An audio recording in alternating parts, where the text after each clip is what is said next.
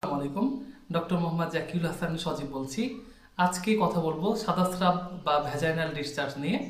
সাদাস্রাব হলো নারীদের যৌনাঙ্গ থেকে নির্গত এক ধরনের তরল। এটি স্বাভাবিক একটি প্রক্রিয়া যা শরীরের স্বাস্থ্য বজায় রাখতে এবং যোনিপথ পরিষ্কার রাখতে সাহায্য করে।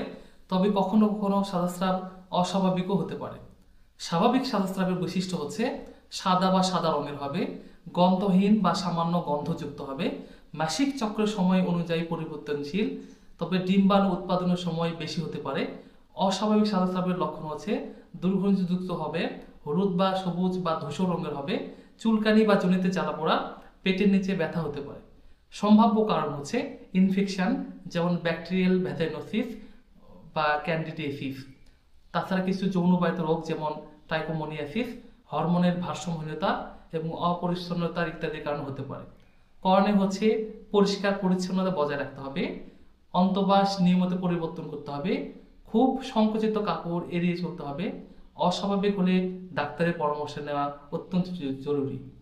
সাদাস্রাবের পরিমাণ হচ্ছে প্রতিনিয়ত 2 থেকে 5 মিলিলিটার সাদাস্রাব যাওয়া স্বাভাবিক। তবে যদি